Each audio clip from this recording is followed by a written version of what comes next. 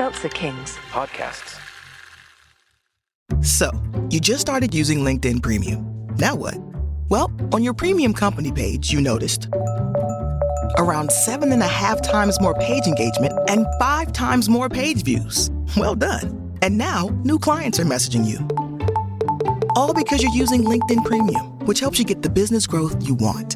Think big, small business. Think big. Start your free trial at linkedin.com/premium small business. That's linkedin.com/premium small business. This episode contains some pretty dark stuff, y'all, including a frank discussion of slavery and all the tortures that went with that disgusting institution. If it's not your bag, I'll understand if you skip it and come back next week when we talk about the downfall of American democracy. Yes, Kevin, I know Britain was way ahead of the States with the whole slavery thing. Just, don't forget who brought them here in the first place. Ass. The following podcast contains... You used to be a kind, loving man, and now you're a foul-mouthed monster. Explicit language.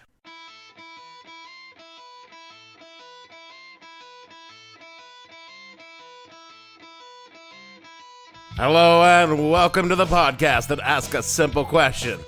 When you promised your listeners ghost stories and then you just told them why ghost stories aren't real, what the hell were you thinking?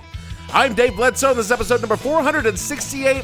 There's a light over at the LaLaurie Place edition of the show, and it's the finale of Spooktacular 2024, where we're talking about the scariest house in the scariest city in America, the LaLaurie Mansion. Stay tuned.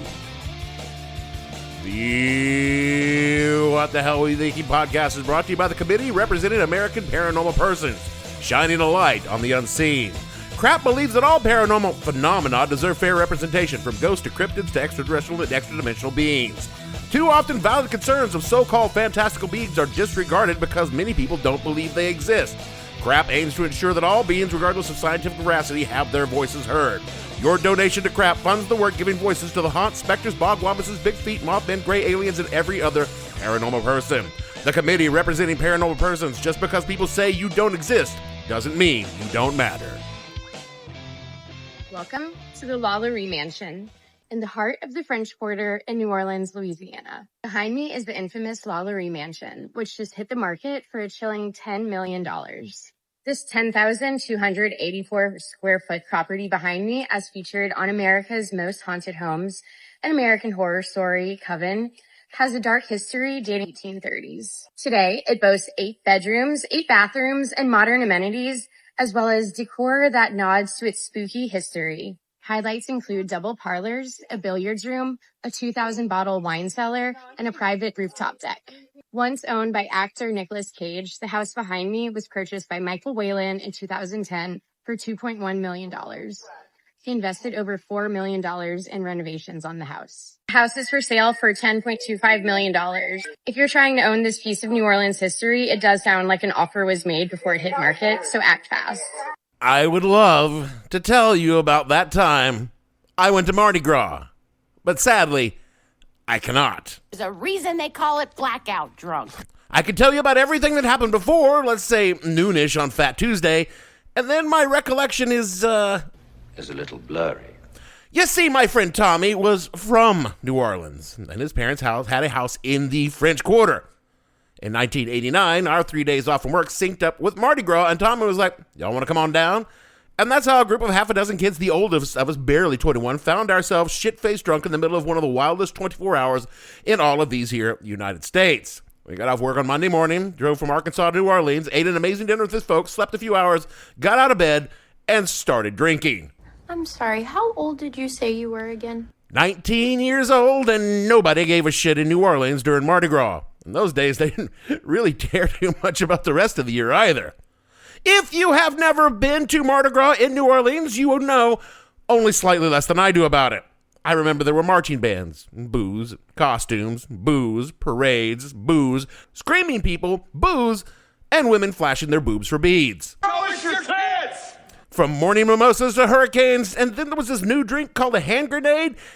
I got a dim recollection of staggering along Bourbon Street with a fistful of beads in one hand and some sort of greenish concoction in the other, and after that, things got a little hazy after that. I heard from my friends, whose recollections should be in no way considered reliable, that I acted rather foolishly, and there may have been some nudity involved. I was just naked just then and very nude. Were it not that the whole bunch of us ourselves are in fact police officers, the evening might have ended with one or more of us incarcerated. However, when my memory returned, I was drinking strong black coffee and eating fried meat and eggs with the most horrifying hangover I've had before or since. So, after all the scary stories I've told you this month, I can finally confirm that yes, New Orleans is a town where the spirits can and will possess you. And those spirits will make you do things you would not normally do and leave you with shuddering with a crippling dread as those around you recount the horrible things they witnessed while you were under the spirit's influence. Also, there's supposed to be a lot of ghosts in New Orleans. Which brings me to this week's topic, and the finale for Spooktacular 2024 is There a Ghost in My House? The most haunted house in America, the LaLaurie Mansion. This is a story of torture, murder, angry mobs, ghosts, all with a French flair. So let's dig right in, shall we? The area around New Orleans has been inhabited for at least 1,300 years. Lying between Lake Pontchartrain and the mouth of Mississippi, it formed a natural gateway to the center of the North American continent, and trade moved up and down the river for as long as people lived there. Is this going to be on the test? Yes, so pay close attention. The first Europeans showed up to kick off the New World genocide in around the 1690s. Trappers and fur traders from France, mostly. These folks largely coexisted with the Native Americans peacefully. The French were far less burdensome as far as oppressors go. The New Orleans proper was founded in 1718 as La Nouvelle Orleans for entirely pragmatic reasons. It was on the highest ground in the area. From there, the French could control access to the river that was the heart of their territorial claims in that part of the New World. This is so boring and forever taking. I know, but it's important to the story. Following the 7 Years' War. Oh my God. Seriously? The city and the rest of Louisiana was given to the Spanish, who helped the British defeat the French, and that began the Spanish interregnum. Why don't you skip class? I'm telling you this because it's bloody, and also the spooky shit begins right around this time. In 1800, part of the Napoleonic Wars, Spain gave back Louisiana to the French, and then 3 years later, Napoleon sold the whole lot to the United States, doubling the size of our little baby nation, much to the consternation of everyone who lived in the territory. The final historical part you need to know before I get to the spooky shit is this. All right, that's it. No more History Channel. Since pretty much the first days of French rule, New Orleans was massively important to the slave trade. Okay, this just took a dark turn. Yeah, it's only going to get worse from here. From Smithsonian Magazine, quote, "The city of New Orleans was the largest slave market in the United States, ultimately serving as the site for the purchase and sale of more than 135,000 people. In 1808, Congress exercised its constitutional prerogative and to end the legal importation of enslaved people from outside the United States, but it did not end the domestic slave trading, effectively creating a federally protected internal market for human beings," unquote. The people of New Orleans were not only used to the presence of slaves, they were economically dependent on them. The surrounding plantations were some of the largest in the South, and the number of slaves in the territory went from 20,000 under French rule to over 150,000 by the 1830s when this story takes place. And while free black people were slightly better treated and had slightly better standing than in other cities because of the early French influence, they were by no means equals, and they were by no means well-liked. The white people of New Orleans were utterly blasé to the cruelties that came with keeping human beings in bondage, including whipping, branding, and mutilation. I could spend the next 5 minutes telling you some of the shit that was done on the regular to enslave people. That was just, the day-to-day business of owning folks in New Orleans. I tell you this not to demonstrate how shitty these people were, which, God, they fucking were, but to inform you that when these people discovered the things Madame Delphine LaLaurie was doing to her slaves, they were shocked and horrified at the brutality she demonstrated. Mon Dieu. I just want you to keep this in mind for the next time I give you a fucking history lesson. Marie Delphine LaLaurie was born in New Orleans, one of 5 children, to Louis Bartholomé de LaLaurie and Marie Jean L'Arable. Americans always butcher the French language. The family was of Irish and French descent. Honestly, those threads are tangled up in the story, and I don't have time to unknot them. The family was considered well-connected in New Orleans, both to the French and the Spanish era. An uncle was the Spanish governor of Louisiana, and a cousin was the mayor of New Orleans. As the owners of large plantations, they were among the wealthy elite of New Orleans society, and Marie Delphine highly sought after as a wife. Indeed, she would marry her first of three husbands, Don Ramon de Lopez y Angulo, a high-ranking Spanish military officer, when she was 13 years old. That seems bad. Well, it certainly wouldn't fly today, except maybe in Alabama. She would not be married to Don Ramon very long. He died in 1804, and a few days after his death, she gave birth to her first child. She also inherited Don Ramon's considerable wealth.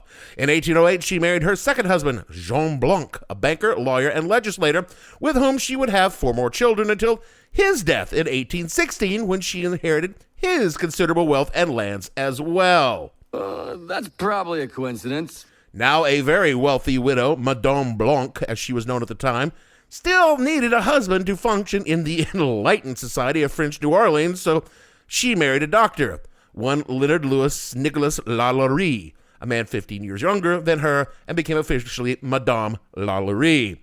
Delphine, as she was called by friends and family, however, was careful to keep Dr. LaLaurie's name off her deeds and accounts of the money she inherited prior to her marriage. It was widely assumed among society that she married him only for the legal convenience of the institution and not out of any particular emotional attachment. Love is dead. In 1831, Delphine purchased the property at 1140 Royal Street and built a mansion on the site, complete with the obligatory slave quarters.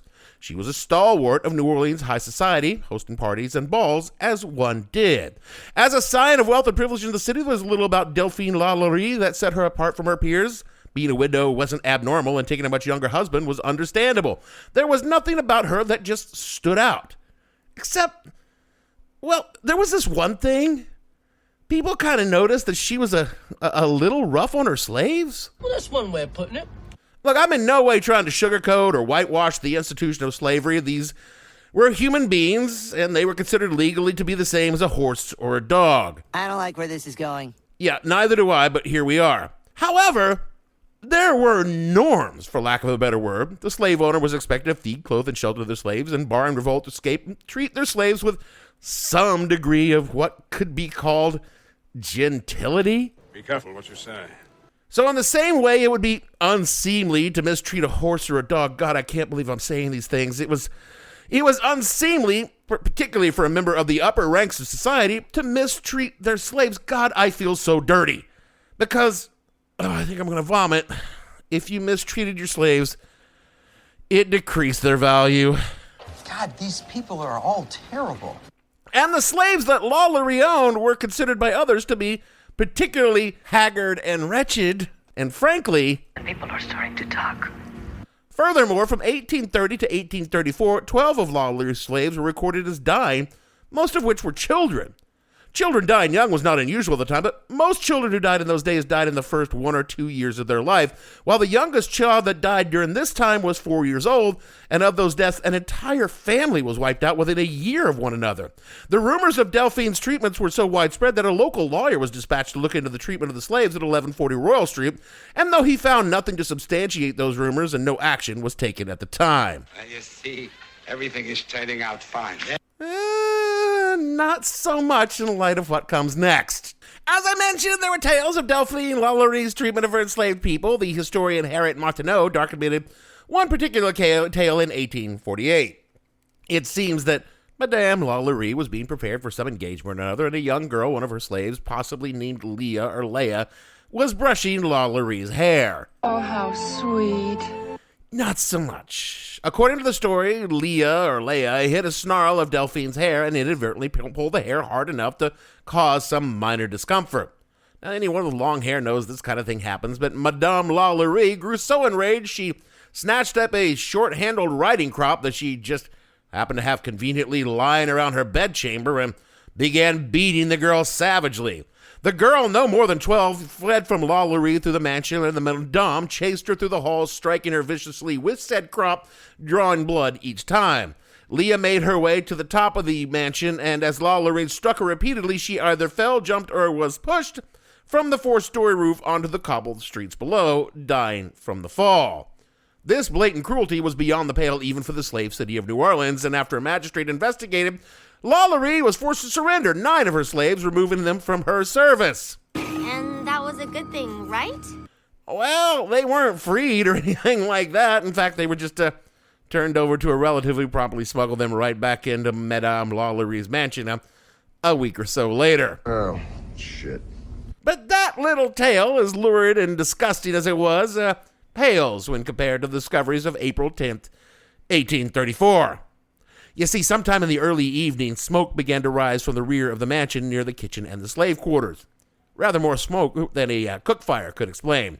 The neighbors began frantically pounding on the front door of that mansion, yet for a long while, no one showed up. It was on fire.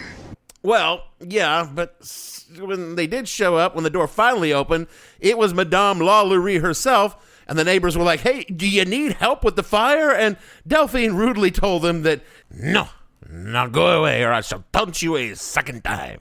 Which was odd because the smoke was now clearly getting worse. Now, fires in those days had a nasty tendency not to stay in one place, so the neighbors were like, No, Missy, we're coming in. And LaLaurie said, "No, piss off with you," and refused them access to the grounds.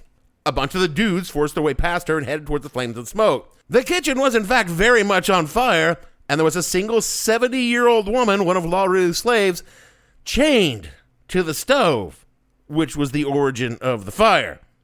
As they smothered the flames in the kitchen, the woman told the men that she had in fact started the fire intentionally to kill herself and the other slaves in the household, because it was better they all died together than live one more day under Madame Delphine LaLaurie. Shocked at such a drastic act, the rescuers went to the slave quarters on the grounds, and what they found there was far beyond anything their jaded cruelty towards slaves could imagine. This was printed the following day in the paper the New Orleans Bee. Quote, "Upon entering the apartment, the most appalling spectacle met their eyes. 7 slaves, more or less horribly mutilated, were suspended by their neck, with their limbs torn and stretched from one extremity to the other. Language is powerless and inadequate to give proper conception of the horror which a scene like this must have inspired. We shall not attempt it, but leave it rather to the reader's imagination to picture what it was. The slaves were the property of a demon in the shape of a woman whom we mentioned in the beginning of this article. They had been confined by her for several months in a situation in which they had thus providentially been rescued and barely kept in existence to prolong their suffering and make them taste all of that most refined cruelty could inflict." Unquote. This was torture and indeed outright murder committed in a fashion that could only be inspired by the devil. I had nothing to do with it. Further accounts, though not as reliably sourced, go further, quoting from 64parishes.org, quote, "The men who entered the service wing were greeted by an appalling sight. Several wretched Negroes emerged from the fire, their bodies covered with scars and loaded with chains. Although the rescuers discovered 7 slaves more or less horribly mutilated, some were suspended by the neck with their limbs stretched and torn from one extremity to the other. They found an elderly negress quite feeble with a deep wound on her head. A woman was chained in the kitchen, another wearing an iron collar and chained with heavy irons by the feet. A man had a large hole in his head, his body covered from head to foot with scars filled with worms. A mulatto boy declared that he had been chained for 5 months, being fed daily with only a handful of meal and receiving every morning the most cruel treatment. None of the victims were identified by name," unquote. Again, I'm quoting there. Those words were not good words. The story spread quickly through the crowd who had gathered to watch the fire, because a fire was always popular entertainment. So let's put on the best show in town.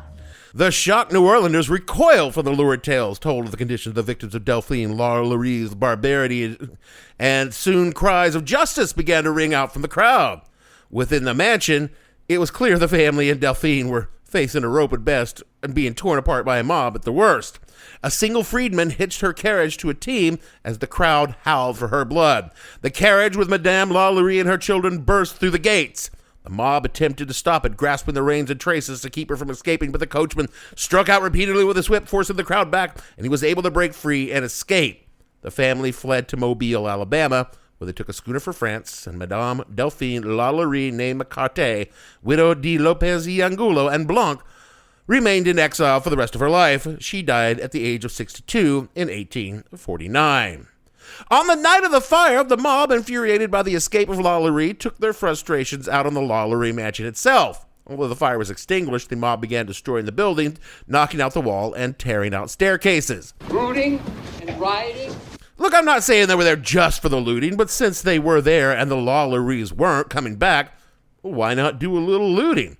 By the time the crowd had spent its fury, all the remains of the house were the walls, the roof, and the rest was a big pile of rubble, going back to the New Orleans beat for the time.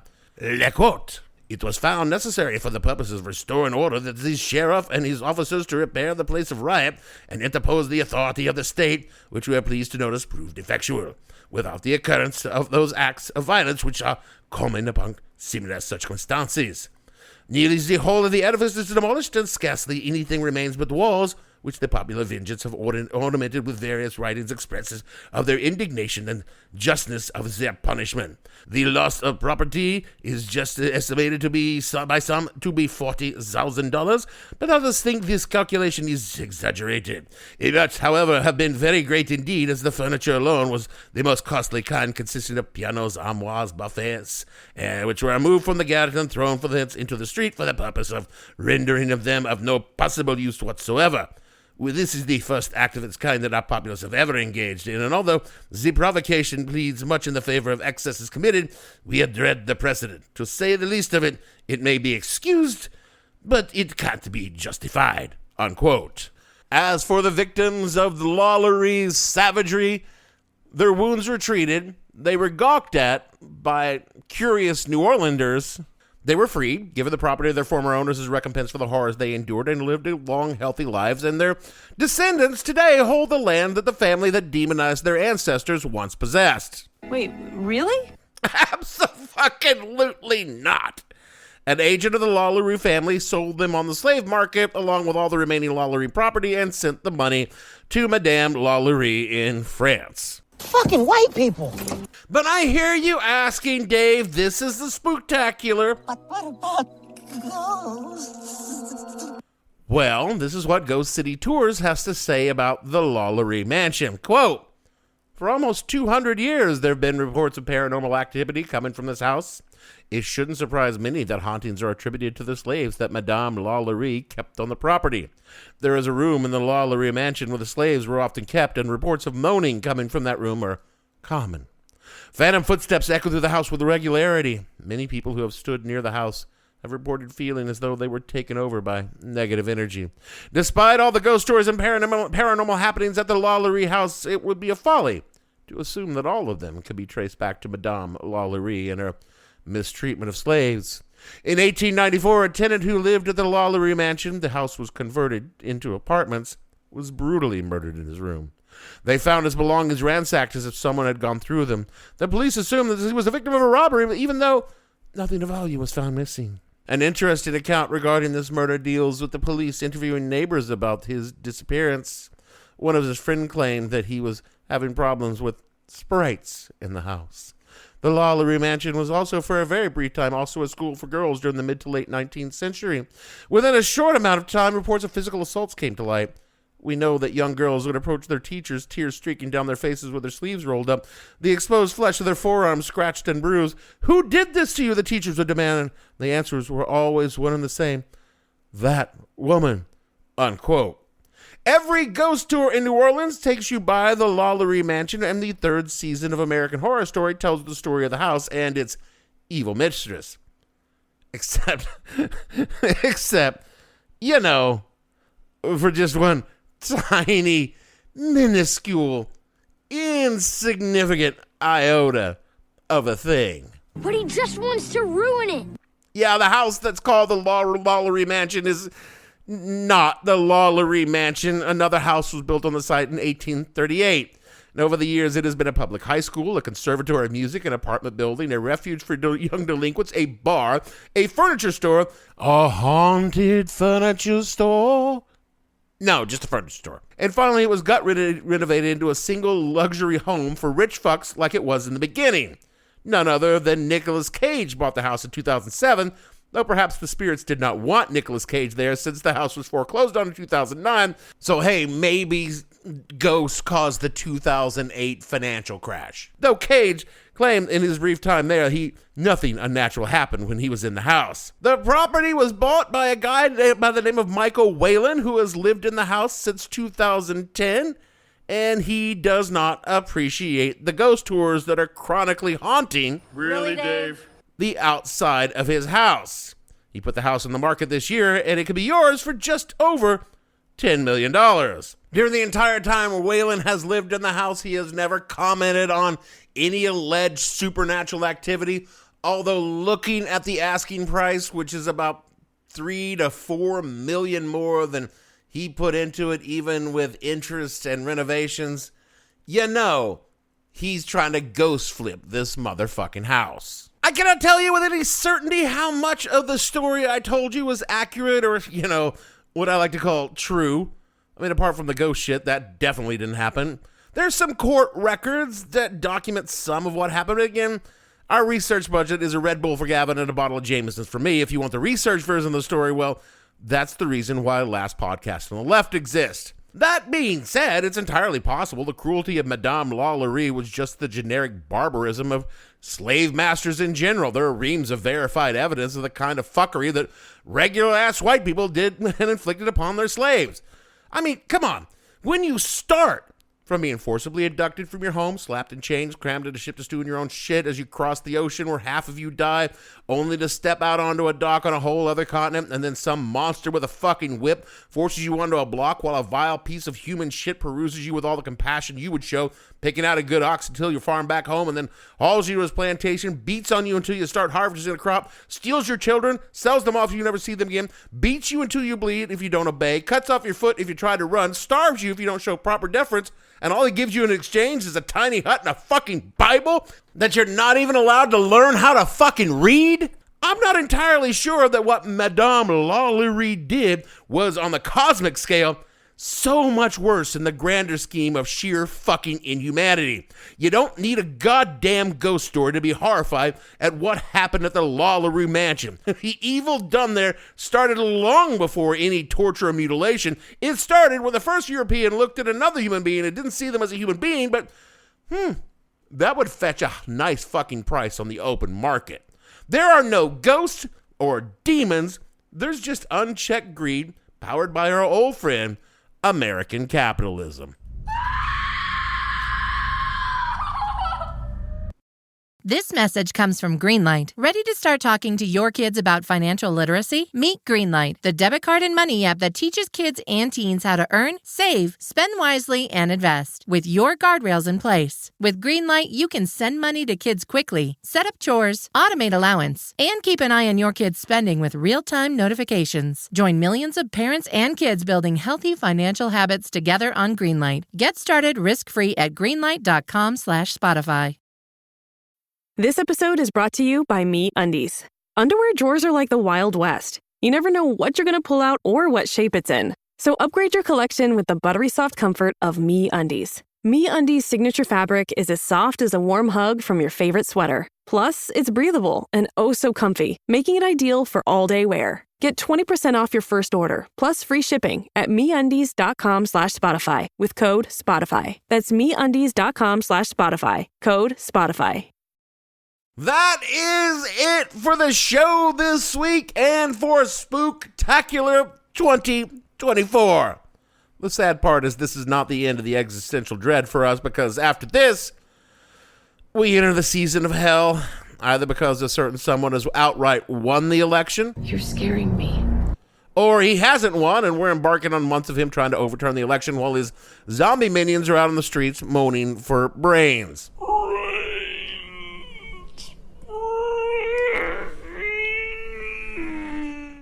By storming vote counting facilities and terrorizing people in general. So, we got that to look forward to.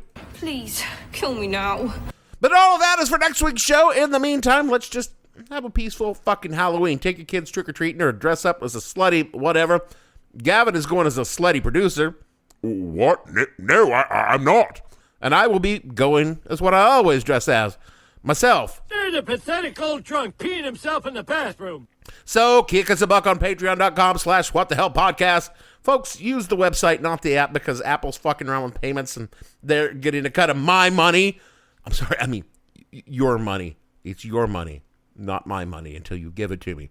Rate and review us where other folks can find us, and tell Gavin he looks super cute in that skirt and fishnet. No, I'm not dressing like, no, I don't even do Halloween. And remember, do all the things Jeremy tells you to do in the closing credits, otherwise he'll bring the boys to watch over to your place and like teepee your house or something. I don't know what he does these days. And so for me, Dave, in the velvet darkness of the blackest night, Bledsoe, producer, I'm not dressing as a slutty anything. I don't do Halloween. Gavin, and all the fictional members of this angry mob on the show, we want to say that we approve of burning and looting a rich, evil white fuck's home. Hell, we've even gotten some names and addresses if you really want them to get started. I mean, hit us up quietly. Don't just like message me on Facebook. And we'll see you all next week.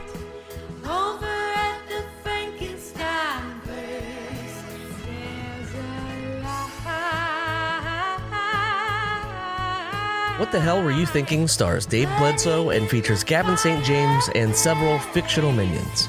The show is produced by Kimberly Steele and a part of the Seltzer Kings podcast network. You can find more information on the show on their website, whatthehellpodcast.com, or on Twitter at @thehell_podcast, or on Facebook as What the Hell Podcast.